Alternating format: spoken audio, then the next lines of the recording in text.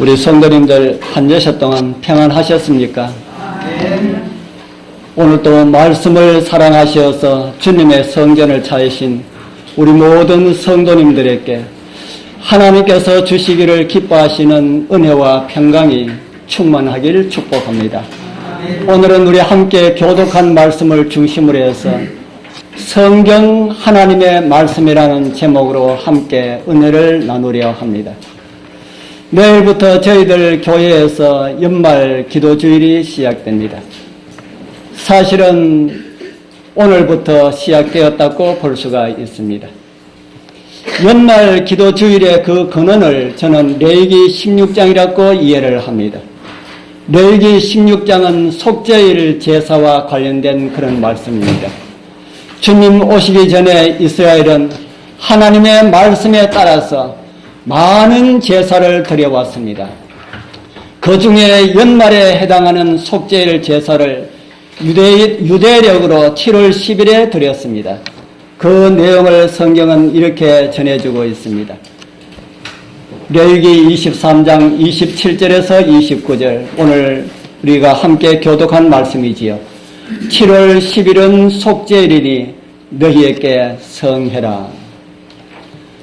그렇게 하고는 그 다음에는 어떤 말씀을 주고 있습니까?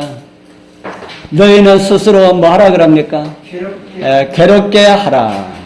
너희는 스스로 괴롭게 하라. 그리고 이날에는 뭐 하지 말라 그럽니까? 이날에는 뭐 하지 말라고요? 아무 일도 하지 말라. 그 이유는 속죄일이기 때문이다 라고 그렇게 기록을 하고 있습니다. 성경이 가리키는 속죄일은 죄를 속하는 특별한 행사가 있는 그런 날입니다. 우리가 금요일 저녁으로 성소에 대한 내용을 함께 상고를 해왔습니다마는 성소를 통해서 보면은 1년 동안 드려진 기도로 인하여 속함을 받은 모든 죄악들이 짐승의 피로 인하여서 우리 구약의 배경을 보면은 짐승의 피로 인하여서 어디에 다 있더라고 들으셨습니까? 매일 드려진 그 짐승의 피가 다 어디에 있었다. 피를 가지고 성소에 들어가서 성소 휘장에 이렇게 뿌렸다고 했지요. 그래서 매일 드려진 그 짐승의 피들이 다 성소에 다 뿌려져 있었습니다. 그 성소에 뿌려진 그 죄악들, 그 1년 동안 거기에 뿌려졌으니까 얼마나 그 안에 얼룩이 심하겠습니까? 그 죄악들이 성소에 있었다는 것을 상징적으로 우리에게 보여주고 있습니다. 그 성소의 죄악을 깨끗하게 하는 날을 성경은 속죄일이라고 그렇게 말을 합니다. 그리고 이런 것은 상징적으로 하늘에서 일어나는 것을 우리에게 보여주고 있는데 그 일이 언제부터 일어난 것이라고 여러분들 배우셨습니까? 속죄일 제사가 하늘에서 상징적인 것이 실질적으로 언제부터 일어났다고 여러분들 들으셨습니까? 1844년 10월 21일에 예수께서 하늘 지성소로 들어가셔서 우리의 죄를 도말하는 작업을 하고 계시는 것을 다니엘서와 성소 봉사의 상징을 통하여서 우리에게 알려주셨습니다. 그리고 예수님께서 지성소 봉사를 마치시고 나오시는 날이 바로 어떤 날이라고 들으셨습니까?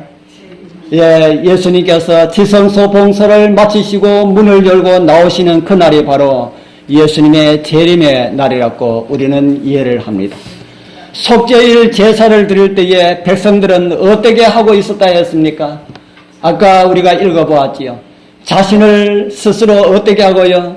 스스로 괴롭게 하고 그 다음에는 아무 일도 하지 말라 이렇게 말씀을 주셨습니다. 스스로 괴롭게 하고 아무 일도 하지 말라는 이 말씀을 우리는 어떻게 적용을 할 수가 있을까? 1844년 이후로 우리 주님께서 이 땅에 오실 때까지 우리 여러분들 금식하고 살아라 하면은 살아갈 수가 있습니까? 없습니까? 우리 금식하라 그러면 어떻게 금식을 하고 살 수가 있습니까? 아무 일도 하지 말라 이렇게 말하면은 1844년부터 주님 오실 때까지 아무 일 하지 않고 살아갈 수가 있습니까? 없습니까? 그것도 안 된다. 그래서 여기에 있는 이 말씀을 우리에게 적용하면은 스스로 괴롭게 하는 것은 금식을 의미하는 그런 말씀인데 1844년부터 우리 주님 오실 때까지 우리는 금식하고 살아갈 수가 없다. 그리고 아무 일도 하지 말라고 하시는데 우리는 아무 일도 하지 않고 우리는 살아갈 수가 없다. 우리는 일을 해야만 살아갈 수가 있지 않습니까? 그러면은 우리는 어떻게 하면은 하늘 속죄일 시간에 이스라엘 백성들처럼 우리에게 적용을 시키면서 살아갈 수가 있을까? 다른 많은 의미들이 있습니다. 그러나 저는 오늘 연말 기도주일과 관련하여 말씀을 드리려 합니다. 1년에 한 번씩 오는 연말 기도주일이라도 우리는 속죄일과 관련된 의미를 생각하면서 살아가자. 일주일 동안 우리는 금식을 하지 못한다 할지라도 이 한 주만큼은 성경이 먹지 말라고 하는 음식을 먹지 말아보고요. 일을 하지 말라고 하는 말씀처럼 우리의 업을 중단할 수는 없기 때문에 기도주일에 오는 안식일만큼이라도 우리의 모든 것을 중지하고 정말 하늘 공기로 충만하도록 하자. 그렇게 저는 말씀을 드리기를 원합니다. 그동안 우리 장유교회가 세워진 지 10년이 넘었지만은 교회적으로 기도주일 한 것은 처음입니다. 그냥 광고를 하면서 며칠 동안 뜻이 있으신 분들만 몇 명 모여서 그렇게 기도주일을 보냈습니다. 이번에는 직접 우리 교회에서 직원에서 의논하여서 정하여 놓고 그렇게 기도주일을 하기로 하였습니다. 우리 성도님들 이 기간 동안 어느 곳에 있으시든지 다 기도하는 마음과 자신을 살피는 그런 마음과 정말 자기가 가지고 있는 이런 죄악들을 회개하는 그런 마음으로 이 기도주일에 함께 했으면 좋겠습니다. 다 기도주일 동안 다 교회로 오십시오 이렇게 말씀을 드리기는 힘이 들겠지요. 어느 곳에 있을지라도 기도하는 마음으로 정말 한 주 동안 자신을 살피는 그런 마음으로 보내자 하는 겁니다. 이번 기도주일 낭독문은 아주 특별한 면들이 있었습니다. 제가 보니까 하나님의 말씀을 주제로 하였다는 것이 그 첫 번째고요. 종교개혁 500주년을 맞이하여서 특집으로 다루었다는 것이 두 번째입니다. 이번 총 주제의 제목이 오직 은혜입니다. 우리 기도주일 우리 교회 진화에 보면은 이런 내용이 나오게 되는 것을 우리는 보게 됩니다. 그리고 부가적인 제목이 하나 더 있습니다. 뭡니까? 그리스도 우리의 의라는 제목이 부가적인 제목입니다. 이번 한 주 동안 우리에게 주실 풍성하고 충만한 그리스도의 의를 경험하시고 오직 주님의 은혜 가운데서 우리의 믿음과 신앙이 한층 더 업그레이드 되는 그런 은혜를 경험하게 되길 소원합니다. 종교개혁은 개신교 성도들에게 참 의미가 있는 의미가 깊은 그런 말입니다. 500년 전 개혁자들의 피가 없었다면 오늘 우리들은 하나님의 은혜가 무엇인지 이해할 수 없었을 것입니다. 우리 살아가는 성도님들 하나님의 은혜를 날마다 사모하게 되길 바랍니다. 영국 루터워스에 있는 세인트 메리 교회의 묘지로 한때에 성난 무리들이 가고 있었습니다.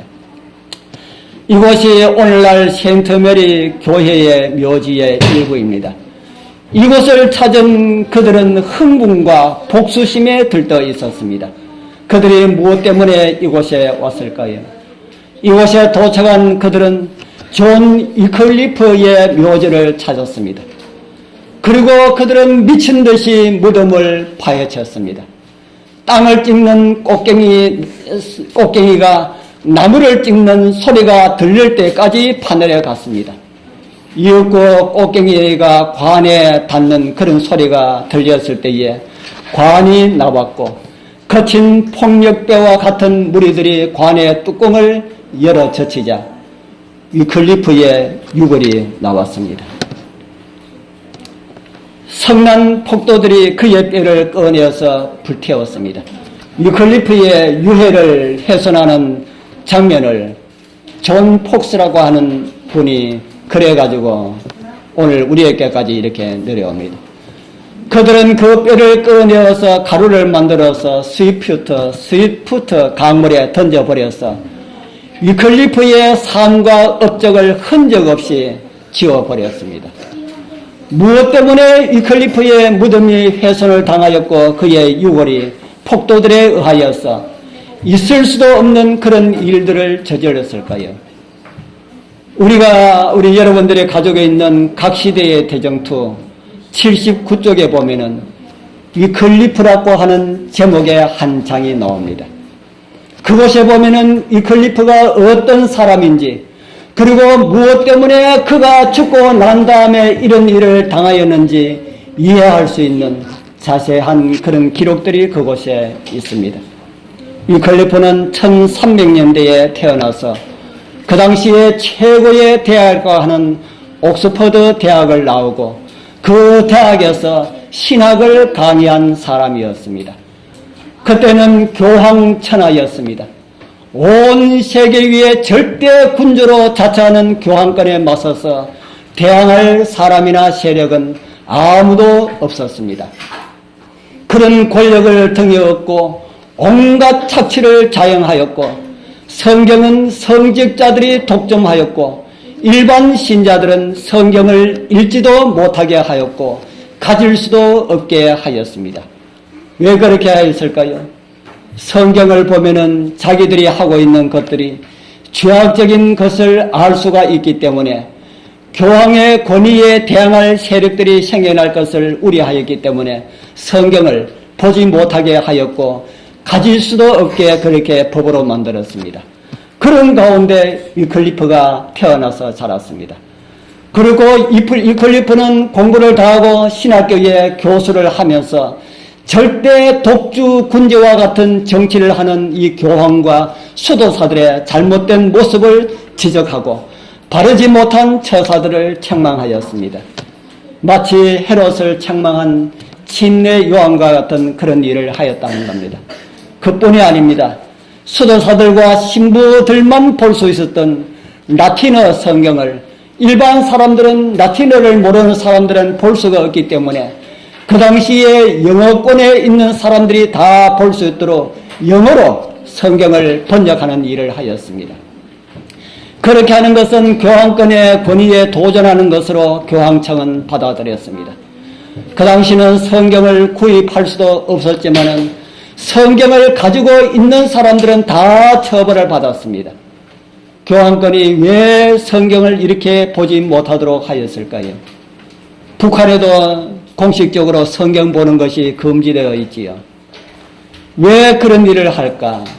하나님의 말씀을 읽으면은 자신들이 하고 있는 것이 거짓된 모습들인 것을 폭로되기 때문에 그렇게 하고 있었습니다. 그래서 교황청은 성경을 다른 언어로 번역하는 것을 결사적으로 반대하였습니다. 또 그 일을 하는 사람들을 엄정하게 다스렸습니다. 그런데 그 일을 누가 하였다고요? 그 일을 위클리프가 감행하였다 하는 겁니다. 위클리프는 라틴어로 된 성경을 영어로 번역하였습니다. 그리고 성경을 가지기를 원하는 사람들에게 성경을 다 공급을 해 주었습니다. 그리고 교황권의 비성서적인 신앙의 모습을 출판물을 통하여서 계속해서 지적을 하고 폭로를 하였습니다. 그러나 교황청이 위클리프를 해할 수가 없었습니다. 거짓된 오류를 드러내고 종교개혁을 일으키고자 하시는 하나님의 섭리로 그는 보호를 받았습니다. 위클리프는 일생 동안 진리를 드러내는 일들을 하였습니다. 그리고 그는 죽어서 교회의 묘지에 묻혔습니다.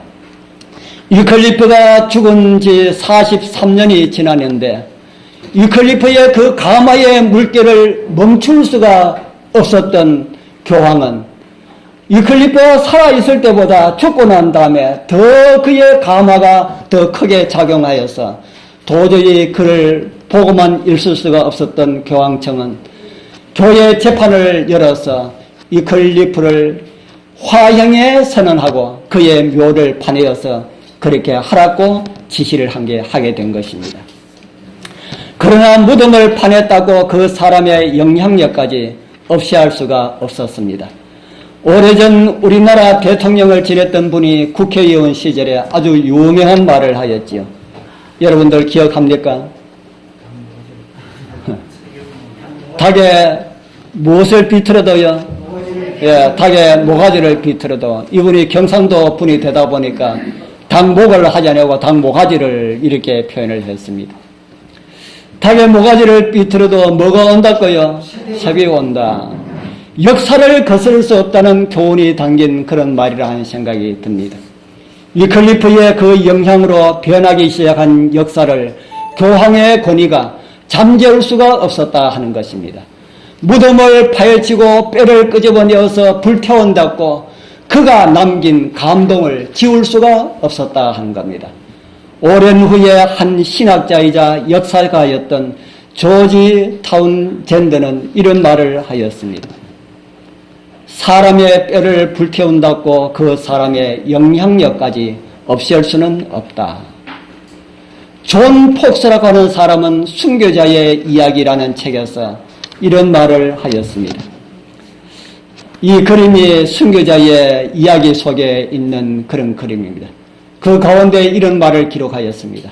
그들이 그의 시신을 파헤쳐서 뼈를 불태우고 죄를 물속에 뿌렸지만은 하나님의 말씀과 진리의 가르침 그리고 그 열매와 결과까지 태워버리지는 못했다. 그것들은 지금도 여전히 남아있다. 위클리프는 화형을 당하지 않고 죽었지만은 그는 죽어서 화형을 당한 사람이 되었습니다. 위클리프 이후에 교황권의 박해는 강도를 높였습니다. 수많은 그리스도인들이 말씀에 충성한 대가로 화형대에 매달려서 불태우거나 목이 잘리거나 물에 산채로 수장되어 죽은 사람이 부지기수였습니다. 사단의 충동에 의한 그런 박해 가운데서도 복음을 전하기 위하여서 성경을 모든 사람들이 읽도록 한 노력은 위클리프 이후에도 계속되었습니다. 위클리프가 출생한 지 약 200년 후 가장 유명한 종교 개혁자 마틴 루터에 의하여서 1522년에 독일로 신약 성경이 번역되어서 출판되었습니다. 신구약 성경의 완역본은 1534년에 처음 인쇄되었고 독일어를 사용하는 일반인들에게는 많은 환영을 받았습니다. 오늘 우리 성도님들 중에 혹시 성경이 없으신 분들 있으신가요? 요즘은 성경 홍수 시대에 우리는 살아가고 있습니다. 제가 기독교 서점에 있는 이 내용을 자세히 보니까 대부분이 다 성경이었습니다. 번역도 얼마나 다양하게 번역이 많이 나온지 모릅니다. 아이들 보라고 쉬운 성경이 있고, 어제는 우리 아랫집에 좀 일이 있어서 집에 좀 들어가라 해서 제가 들어갔더니만은 거기에 아이들 보는 성경이 또 하나 있더라고요. 보니까 만화로 되어 있는 성경이 참 잘 되어 있더라고요. 쉬운 성경을 가지고 그렇게 만화로 편집을 한 것 같다는 생각이 들었습니다. 개역 성경, 개정 성경, 세번역, 공동번역, 흥정역, 현대내 성경, 아주 여러 가지로 아주 많은 번역이 있어서 하나님 말씀을 좀 더 분명하게 볼 수 있도록 이렇게 이런 많은 성경이 우리 손에 있습니다. 이런 성경이 우리 손에 오기까지 우리의 믿음의 선배들이 얼마나 많은 피를 뿌렸는지 모릅니다. 우리 성도님들 성경을 펼 때마다 순교자들의 피를 잊지 마시기를 바랍니다. 그리고 성경을 몰라서 멸망하는 이들에게 성경을 볼 수 있도록 우리도 도움을 주는 우리 모두가 되길 소망합니다. 성경이 자국어로 번역되어 나오자 성경을 보고 싶어하는 수많은 사람들에게는 크게 환영이 되었지만은 교황권과 교황권의 영향을 받은 많은 나라의 지도자들은 다 그런 것들을 싫어하였습니다. 교회와 국가에서는 그 이단을 박멸하려고 노력하였지만은 헛수고였습니다. 성경을 보고 교황권의 요구에 따르지 않고 하나님의 말씀에 순종하는 사람들을 다 잡아 죽이려고 눈에 보이는 대로 투옥하고 고문하고 그리고 화형들을 세워서 불태워 죽였지만은 모두 쓸데없었습니다. 수많은 사람들이 자신의 피로 그들의 믿음을 입증하였기 때문입니다. 박해의 강도가 심해지면 심해질수록 성도들의 수는 줄어들지 않았고 늘어만 갔습니다. 화형대가 세워지는 것은 종교 개혁자들에게 두려움을 주기는커녕 불타는 곳에 기름을 깨얹는 그런 격이 되었다 하는 겁니다. 마틴 루터가 독일에서 독일어로 성경을 번역하여서 성경을 좋아하는 일반 사람들에게 보급하는 동안에 영국에는 월리엄 틴들이라고 하는 사람이 위클리프의 뒤를 이어서 영어 성경을 새로 번역하여 보급하기 시작했습니다. 위클리프는 라틴어 성경을 영어로 번역했지만은 이 틴들은 성경이 기록된 헬라어와 히브리어 원문을 토대로 하여서 번역을 하였습니다. 틴들에 의하여서 1525년 헬라어 원문이 영어로 번역된 신약 성경이 처음으로 출판되었습니다. 그리고 수많은 사람들에게 성경을 보급하는 일을 주도하였습니다. 그러니까 교황청과 교황권을 옹호하는 나라에서는 눈에 가시처럼 여겨졌습니다. 신약 성경이 출판된 지 10년 후에 히브리어 구약 성경도 영어로 번역하다가 고발을 당하여서 틴들은 500일 동안 감옥 생활을 하였습니다. 그리고 모진 고문 끝에도 자기의 신조를 굽히지 않았던 그는 결국에 500일 후에는 사슬에 묶여진 채 화형되어서 화형을 당하였습니다. 그러나 그는 죽기 전에 구약 성경을 번역하는 일을 마무리하고 죽었습니다. 틴들이 순교당한 후에 틴들의 신실한 친구들에 의하여서 틴들이 못다한 그 일들을 하여서 수년이 지나서 구약 성경과 신약 성경 완본이 출판되기 시작하였습니다. 우리 여기서 한번 생각해 볼 것이 있습니다. 무엇 때문에 왜 그들이 고통과 순환과 심지어 죽음까지도 감수하면서 사람들에게 성경을 전하려 했을까? 무엇 때문에 그들은 그렇게 했을 것이라는 생각이 듭니까?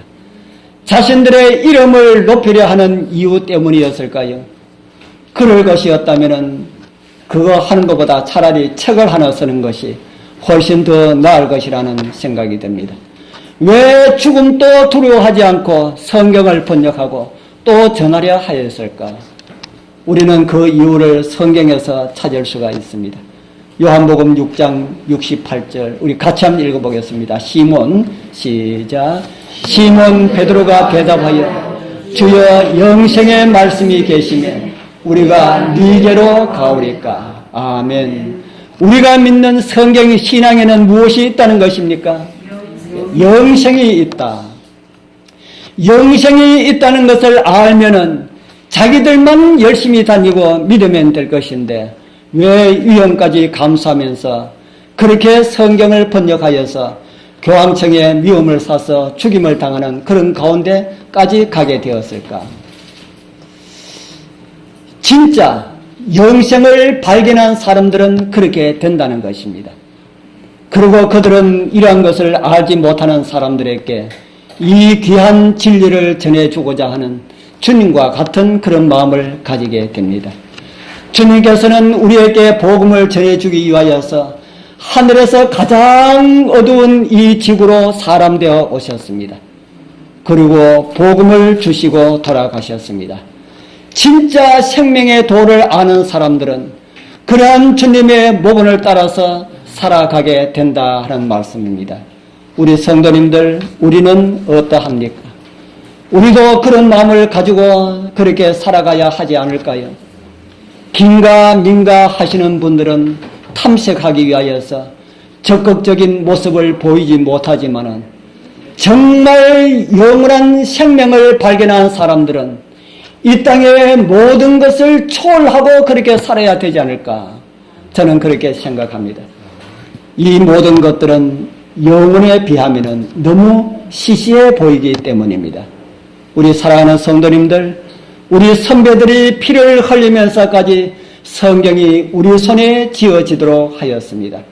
그렇게 한 것은 성경을 읽고 영생을 얻으라는 그런 의도가 아니겠습니까? 성경을 옆에 두고도 성경을 읽지 않으시는 분들, 하늘 가는 길을 몰라서 갈 수도 없을 분들아, 만약 하늘에 간다면은 이 클리프와 틴들과 같은 사람들을 어떻게 만나시겠습니까? 그들 생명을 주면서 주어진 귀한 말씀 성경을 진짜로 가까이 하게 되길 바랍니다. 성경에 대하여서 주의 종은 이런 귀한 길을 우리에게 보여주고 있습니다. 성경은 목회자와 학식 있는 사람에게만 주어진 게 아니다. 남녀노소 모두가 스스로 성경을 읽어야 한다. 성경은 누가 읽어야 된다고 합니까? 남녀노소 모두가 스스로 성경을 읽어야 한다. 목회자가 성경을 대신 읽어주게 하지 말라. 성경은 그들을 위한 하나님의 말씀이다. 가난한 사람도 부자 못지않게, 무지한 사람도 배운 사람 못지않게 성경이 필요하다. 그리스도께서는 이 말씀을 매우 단순하게 만드셨기 때문에 아무도 이것을 읽다가 넘어질 일이 없다. 성경을 읽다 잘못될 일은 없다고 그렇게 말씀을 하고 있습니다. 세상에서 가장 안전한 책이 무엇이라는 것입니까? 예, 세상에서 가장 안전한 책이 성경입니다. 그 다음에 안전한 책은 어떤 책일까요? 예, 정은의 말씀들, 예언의 신이라고 하는 말씀들. 성경이 가장 안전한 책이고 그 다음에 두 번째 안전한 책이 예언의 선물들입니다. 성경을 완전히 통달하고 예언의 신을 완전히 통달한 다음에 다른 책을 보시고 싶으시면 보시라 하는 겁니다. 우리가 세상에 살아가기 위해서 여러 가지 필요한 책들을 보는 것은 우리가 보아야 되겠지요. 우리의 신앙을 위하여서 제가 드리는 말씀입니다. 우리의 신앙을 위하여서 가장 안전한 책은 성경이다.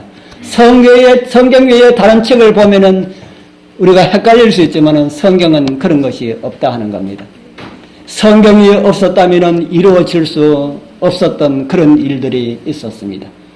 팀들이 성경을 번역하여서 영어 성경이 나온 지 수백 년이 흘러가고 난 다음에 윌리엄 밀러에 의하여서 재림운동이 일어났습니다. 성경이 없었다면 일어날 수가 없는 그런 운동입니다.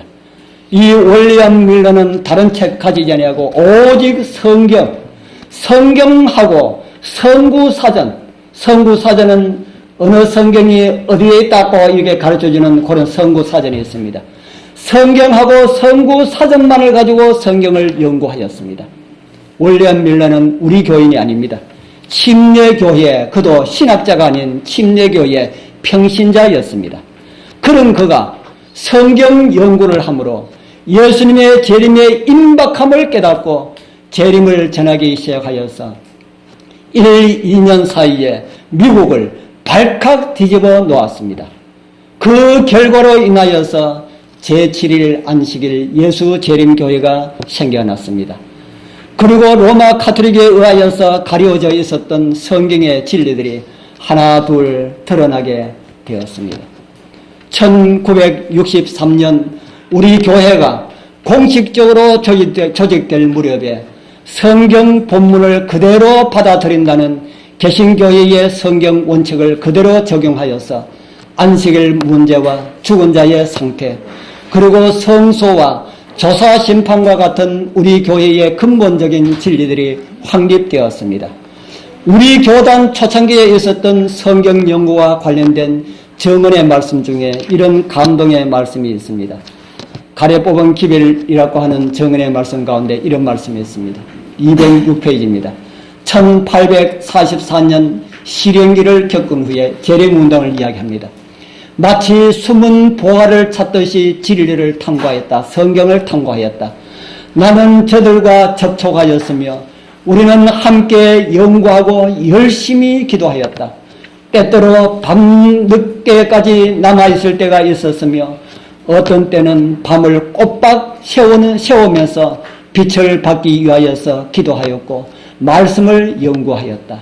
이 형제들은 모이고 또 모여서 함께 성경을 연구하였으며 진리의 깊은 뜻을 이해하기 위하여서 능력 있게 진리를 가르치기 위하여서 거듭 기도하며 연구하였다. 우리 사랑하는 성도님들, 저는 오늘날 이 시대에도 이런 일들이 일어났으면 참 좋겠다 하는 생각이 듭니다. 이런 일이 일어나야 된다면 어디서 일어나야 할까요? 예, 우리 교회에서 제7일 안식일 예수 재림교회에서 이런 일이 일어나지 않으면 아무 곳에서도 이런 일은 일어날 수가 없습니다. 만약에 재림교회에서 이런 일이 일어나지 않고 다른 교회에서 이 비슷한 일이 일어나서 어떤 운동이 일어난다면 그것은 거짓 성령 운동이 틀림없을 것입니다. 우리 사랑하는 귀하신 성도님들, 우리 장유교회에서 그러한 운동이 일어나게 되길 소원합니다. 그리고 한국 농원에 불을 붙이는 그런 역사가 일어나기를 소망합니다. 저는 저 뒤에 있는 우리 성경 통독표 참 자랑스럽게 생각합니다. 그래서 자랑하려고 제가 이렇게 사진을 찍었습니다. 어디다 자랑하려고 할까요? 제가 이거 12월 달 들었으면 재림마을에 올려야 합니다. 보니까 50%가 성경 통독에 참여한 것 같고 30%가 한 번 이상 읽으신 것 같다는 생각이 듭니다. 참 좋은 현상입니까? 참 좋은 현상입니다. 그 중에 초등학교 4학년짜리가 있다는 것은 진짜 자랑할 이야기가 아닙니까? 저는 그래서 재림마을에 초등학교 4학년짜리가 이 속에 있다고 저는 자랑하려 합니다. 우리 안시학교부나 선교부에서 연말에 이들에게 줄 선물을 준비해 주셔서 마지막 가는 안식일에 축하해 주셨으면 좋겠다는 생각이 듭니다. 오늘 시대는 성경의 권위에 도전하는 많은 문서들이 드러나고 있는 그런 시대입니다. 성경 해석에도 성경의 본문 내용을 그대로 받아들이면 안 된다라고 하는 이런 시대에 우리는 살아가고 있습니다. 성경을 성경으로 비교하면서 연구하는 시대가 아니다 하는 겁니다. 오늘날 이 시대는 인간의 지혜로 성경이 바르게 말하고 있는지 잘못하고 있는지를 판단해야 되는 그런 시대에 우리는 살아가고 있다고 신학자들이 그렇게 이야기하고 있습니다. 왜 그런 이론들이 등장하게 될까요? 중세기 때에는 성경을 읽지 못하도록 했습니다. 그렇게 함으로 많은 사람들을 어두움에 가둬놓았습니다. 오늘날은 아까 보여드린 것처럼 성경의 홍수 시대지요. 그래서 성경을 없앤다는 것은 거의 불가능한 시대에 우리는 살아가고 있습니다. 지난 안식일 우리는 일몰 예배를 함께 들으면서 성경과 찬미 아무도 가지지 않은 채 찬미가를 보고 찬양했고 성경을 보고 성경을 읽었습니다. 무슨 성경을 보고 무슨 찬미가를 찾았습니까? 핸드폰, 스마트폰 속에 있는 성경을 우리는 함께 찾아 읽었고 스마트폰 속에 있는 찬미가를 찾아서 함께 찬미를 불렀습니다. 그런데 앞으로 말씀이 없는 그런 시대가 올 것이라고 성경은 말을 하고 있습니다. 아모스 8장 11절 우리 같이 읽어보겠습니다. 시작. 주 여호와께서 가라사대 보라 날이 임할지라 내가 기근을 땅에 보내리니 양식이 없어 주림이 아니며 물이 없어 가람이 아니요 여호와의 말씀을 듣지 못한 기갈이라. 어떤 기근을 예고하고 있습니까?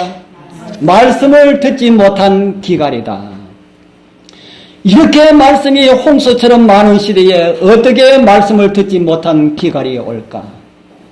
그래서 아마 성경이 없는 그런 기갈은 아니다 하는 생각이 듭니다. 그러면 무엇일까요? 아까 말씀드린 것처럼 인간의 이론이 성경 위에 올려놓는 그런 이론들을 인하여서 성경의 이해가 어두워질 것이라고 하는 그런 예언이라 하는 생각이 듭니다. 세상은 하나님의 백성들의 상태를 보고 구원받을 수도 있고 멸망을 받을 수도 있습니다. 우리 여러분들의 모습들을 보고 여러분들 주변에 있는 사람들이 구원받을 수도 있고 멸망받을 수도 있다 하는 겁니다. 오늘 우리는 다른 사람들보다 성경을 더 많이 알아야 할까요?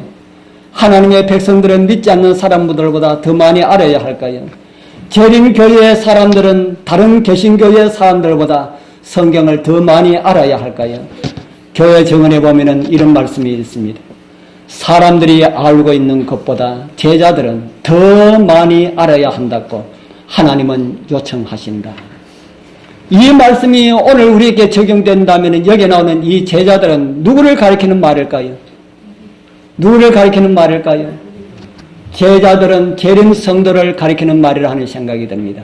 이 세상에 있는 수많은 사람들보다 재림 성도들은 성경을 더 많이 알아야 한다고 하나님은 요청하신다. 하늘을 향한 소망은 거짓 기초 위에 두지 않으려면은 성경을 읽는 그대로 받아들이고 주님께서 말씀하신 것을 그대로 믿어야 한다. 다른 사람들보다 진리를 가진 자들이 더 많이 알아야 한다. 그렇게 정언의 말씀은 우리에게 주고 있습니다. 성경을 있는 그대로 받아들이고 하나님의 말씀으로 믿고 그대로 받아들여라. 우리 사랑하는 성도님들, 성경 말씀을 있는 그대로 믿고 받아들이게 되길 바랍니다. 그러면은 어떻게 하면은 성경을 좀 알 수가 있을까? 이런 내용을 우리는 다 찾아볼 수는 없지만은 한 가지만 말씀을 드립니다. 무엇보다 가장 중요한 거 한 가지는 성경을 알고자 하는 마음을 가져야 한다 하는 겁니다. 성경은 하나님께서 어떤 분이심을 가르쳐주는 책입니다. 그리고 우리는 어떻게 하면 하늘에 갈지도 가르쳐주는 그런 책이 성경입니다. 그래서 성경을 알고자 하는 마음으로 성경을 읽으면은 성경 가운데서 우리가 궁금해하는 모든 문제들이 그곳에 다 있다는 말씀입니다. 그런데 이런 일에 흥미가 없으면은 성경은 교회 다니는데 필요한 장식품에 불과합니다. 여러분들에게 있어서 성경은 하나의 장식품입니까? 하늘 가는 내비게이션입니까? 우리 사랑하는 성도님들, 하나님과 자신을 속이지 말길 바랍니다. 포장하는 그리스도인에서 정말 하나님을 알아가는 그리스도인들이 다 되길 소망합니다. 저는 종종 말씀을 드리지만은 우리 재림교회의 앞날은 저는 찬란하게 봅니다. 어떤 분들은 박해를 피하여서 도망할 때에 시골 땅을 구입할 때 이곳을 준비하라는 그렇게 재림신문에 광고 난 것을 보았습니다. 그런 이야기도 우리 여러분들에게는 나의 일 같지 않게 그렇게 들릴지 모릅니다. 어떤 정신없는 사람이 땅 팔아 먹으려고 올렸다는 생각을 할 수도 있습니다. 그러나 예언을 아는 사람들에게 있어서 우리 하나님의 백성들이 어떻게 살게 될까를 생각하는 사람들은 환난의 시기가 있다는 것을 다 인정합니다. 저도 인정합니다. 그런 시간들이 없다고 하지는 않습니다. 그러나 그런 시간들이 있지만은 진짜 하나님의 백성들에게 그 환난의 시기보다 더 신나는 일들도 따른다는 사실을 우리 여러분들 잊지 마시길 바랍니다. 그것이 뭡니까? 하나님 백성들에게 신나는 일 뭡니까? 예. 재림 전에 늦은 비입니다. 늦은 비 때는 언제 늦은 비 때라고 합니까? 예. 지금이 늦은 비 때라고 합니다. 처음 시작할 때에 드린 말씀처럼 대속죄일에 해당되는 그런 시간 속에 저와 여러분들은 살아가고 있습니다. 바로 이 시대에 늦은 비 성령이 내려는 그런 시대에 살아가고 있는데 준비된 백성들은 늦은 비를 받아서 신나는 정말 신바람 나는 그런 주의 일을 하기 위해서 그렇게 일어서게 되고요. 그렇지 못하는 사람들은 멸망으로 준비되게 됨을 성경과 정언의 말씀들은 우리에게 가르쳐주고 있습니다.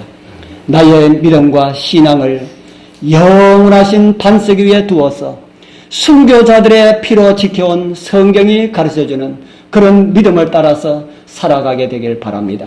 성경은 살아있는 하나님의 말씀입니다. 우리를 구원하기 위하여서 보내진 사랑의 편지입니다. 그 말씀 시간을 내어서 부지런히 읽고 또 연구하여서 정말 하나님의 말씀을 알기를 원하는 그런 마음으로 읽고 연구하여서 우리 모두 예수 그리스도의 사람들로 살아가다가 우리 주님 오시는 그 영광의 아침에 주님을 기쁨 가운데 다 뵙게 되는 우리 모든 성도님들 다 되길 축복합니다. 기도드리겠습니다. 하늘에 계시는 거룩하신 우리 아버지 하나님 감사합니다. 속죄일 기간으로 생각하면서 보내는 연말 기도주일 시간이 되었습니다.